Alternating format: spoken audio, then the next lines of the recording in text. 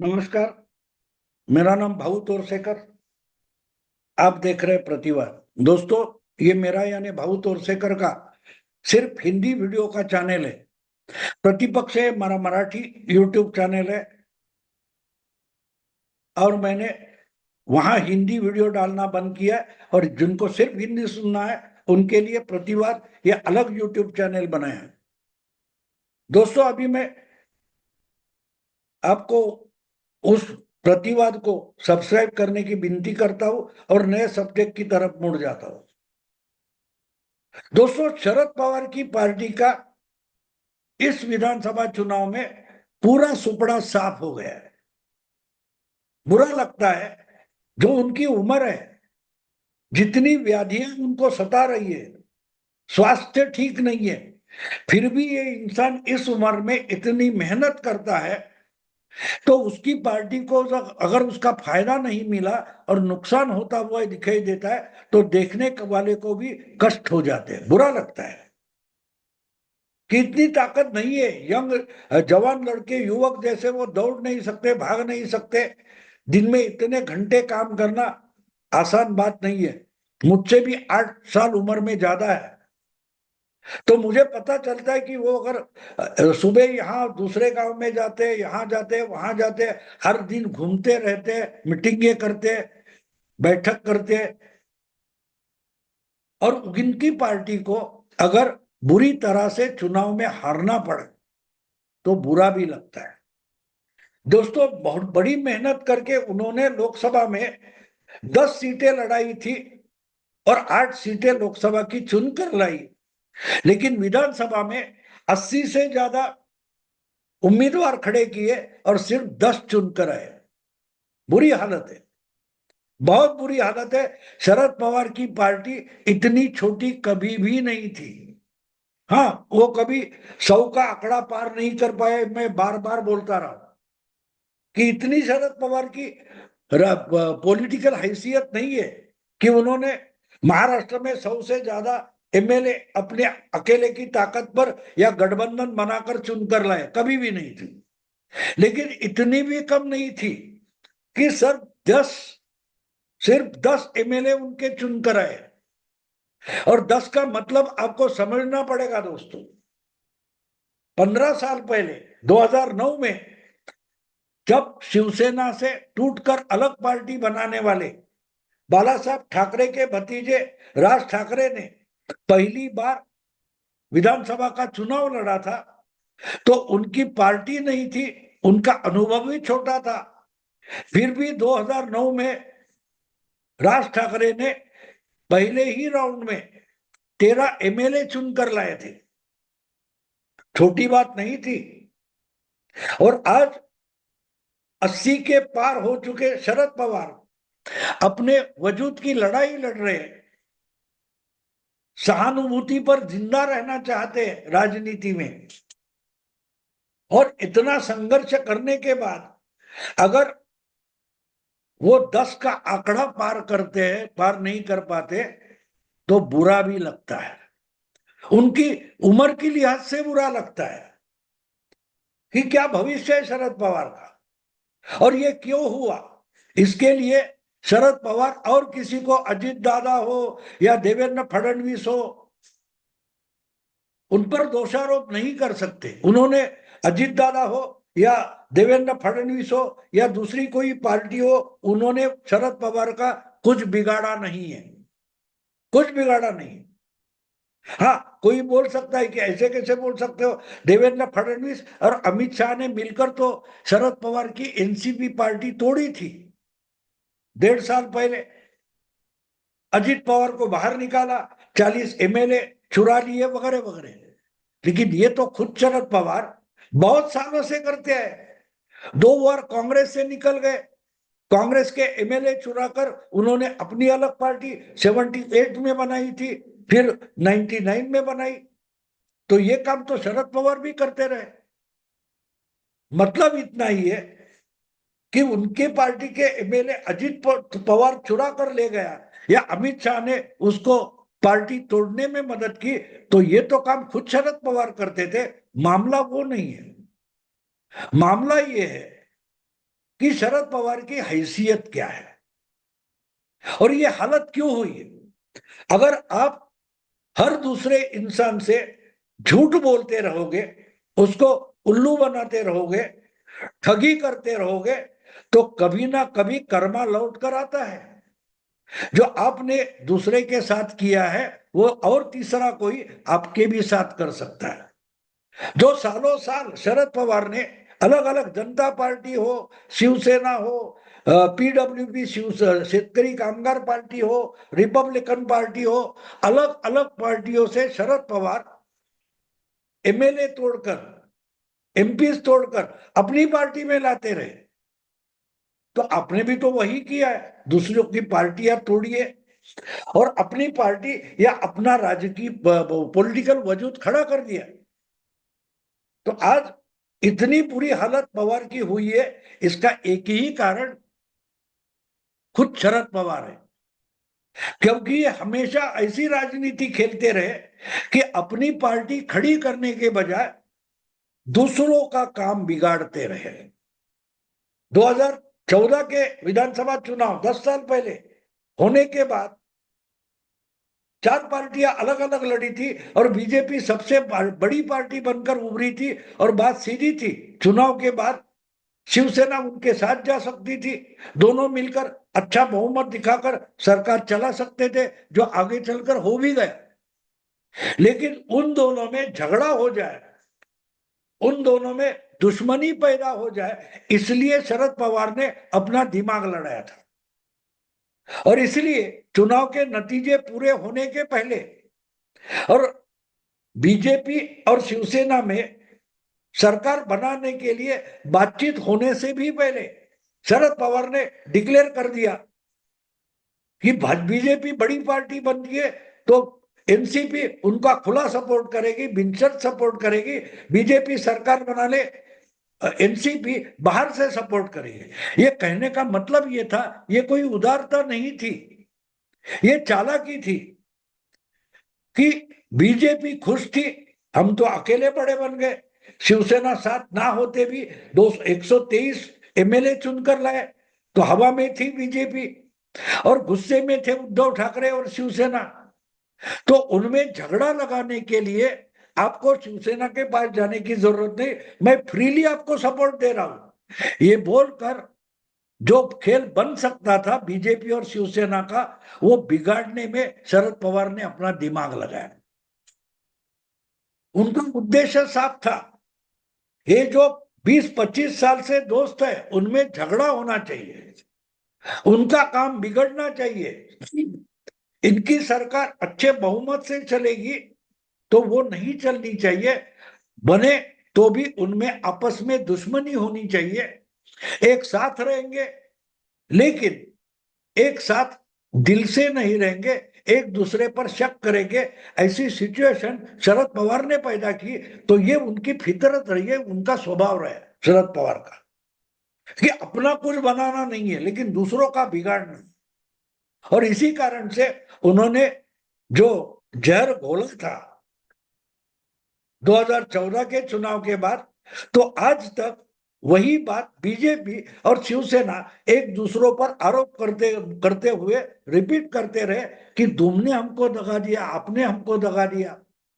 लेकिन वो जहर घोलने वाले शरद पवार थे। तो ये हमेशा ऐसी जो चालाकी शरद पवार करते आए, दूसरों का खल बिगाड़ते आए, इसको हमारे मराठी पत्रकार हमेशा खेल, शरद पवार का गेम, ऐसा उसका उदात्तीकरण करते रहे। और इसलिए आहिस्ते आहिस्ते शरद पवार ये समझ बैठे कि दूसरों का खेल बिगाड़ना ही राजनीति होती है। और इसलिए 2019 के चुनाव खत्म होने के बाद इकट्ठा लड़े थे शिवसेना और बीजेपी, उनको अच्छा बहुमत भी मिला था, फिर भी उसमें शरद पवार ने फिर से जहर घोल दिया। उद्धव ठाकरे को मुख्यमंत्री बनना था, तो 5 साल पहले जिस बीजेपी को सपोर्ट दिया था उसी बीजेपी को सत्ता से बाहर बिठाने के लिए शरद पवार ने उद्धव ठाकरे को मुख्यमंत्री बनाने की लालच दिखाई और युति से तोड़कर अलग महाविकास आघाड़ी बनाई। तो शिवसेना और बीजेपी की दोस्ती जो थी, गठबंधन था, वो बिगाड़ने वाला इंसान कौन था? शरद पवार थे। ये हमेशा हर बात में, छोटी छोटी बात में भी दूसरों का खेल बिगाड़ना, यही तो शरद पवार की हमेशा की राजनीति रही है।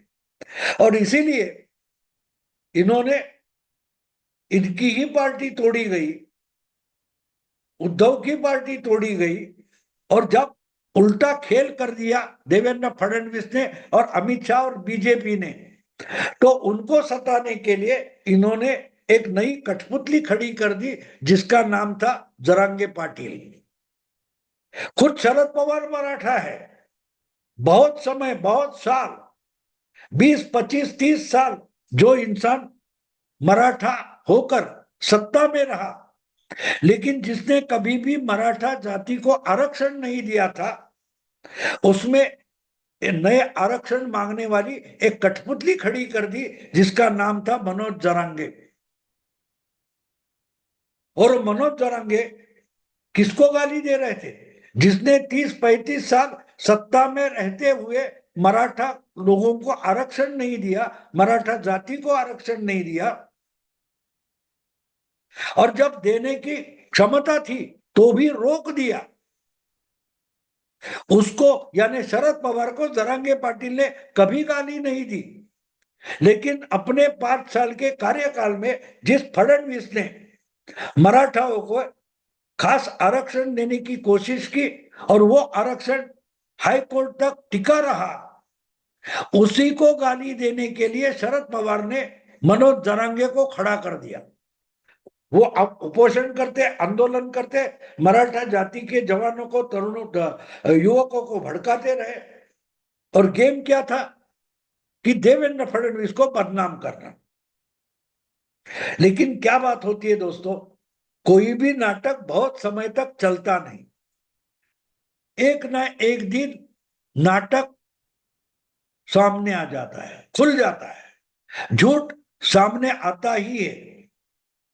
और वैसा ही हुआ, वैसा ही हो गया कि जितना जरांगे पाटिल, ये शरद पवार की कठपुतली, देवेंद्र फडणवीस की बदनामी करती गई, उतनी उतनी देवेंद्र फडणवीस के बारे में मराठा जाति में भी सहानुभूति पैदा होती गई। और ओबीसी वगैरह जो जातियां हैं, उनमें मराठों के खिलाफ एक भावना बनती गई। तो जिनके आधार पर शरद पवार राजनीति करना चाहते हैं, उनका ही खेल शरद पवार ने बिगाड़ दिया, और एक कठपुतली खड़ी की, जिसका नाम है मनोज जरांगे पाटिल।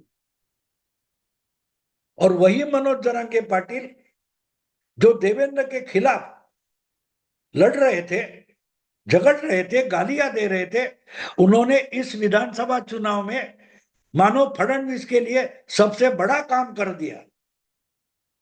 क्योंकि जरांगे पाटिल मराठा राजनीति और मराठा आरक्षण दोनों का खेल बिगाड़ कर गए।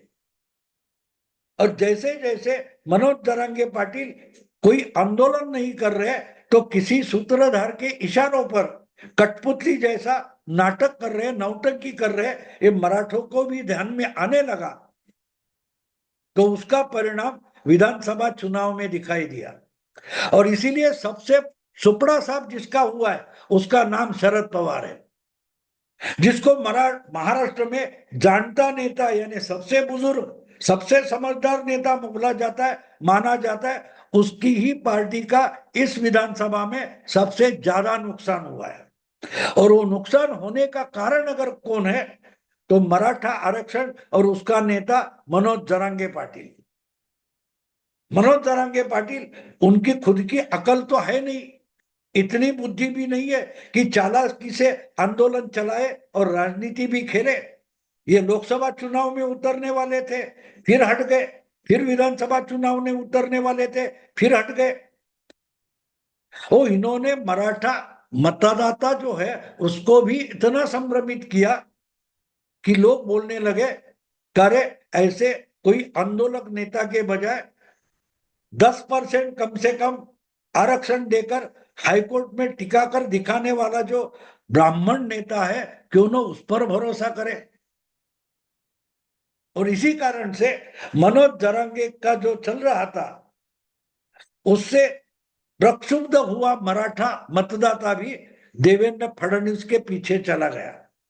तो जो मकड़जाल शरद पवार ने मराठा आरक्षण और जरांगे पाटिल के जरिए देवेंद्र फडणवीस को फंसाने के लिए खड़ा किया था, बिल्कुल उसी जाल में शरद पवार खुद फंस गए।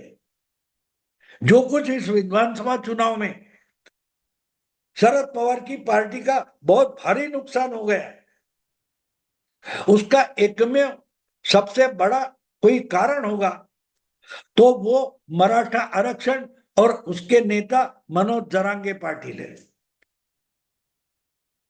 क्योंकि उन्होंने युवकों को भड़काया था, मराठा युवकों को, चलो हर चुनाव क्षेत्र में लड़ेंगे, पूरे 288 सीटें लड़ेंगे। बेचारे घर घर के मिडिल क्लास के जो मराठा थे वो चुनाव में उतर गए, 2-4 लाख उनके भी जेब से निकलकर खर्चा हो गया। और आखिर में जरांगे पाटिल बोलते हैं कि अभी मुझे कुछ करना नहीं है, हमको चुनाव नहीं लड़ना है, पार्टी का या जो पर्चा है वो विड्रॉ करो। नुकसान किसका हो गया? नुकसान वो मिडिल क्लास युवा था जो जरांगे पाटिल के सपोर्ट से चुनाव लड़ना चाहता था, उसके जेब से तो 2-3 लाख 5 लाख खर्चा तो हो गया। लेकिन जरांगे पाटिल को खड़ा किसने किया था, उस पर मराठा लोगों का अब गुस्सा टूट पड़ने लगा है। और उसी का ही परिणाम है कि शरद पवार की पार्टी का सुपड़ा साफ हो गया है। 2-3 साल से जो मकड़जाल शरद पवार ने देवेंद्र फडणवीस को बदनाम करने के लिए और राजनीति से खत्म करने के लिए, बीजेपी की राजनीति बिगाड़ने के लिए जो मकड़जाल बुना था शरद पवार ने, उसी मकड़जाल में शरद पवार बुरी तरह से फंस गए।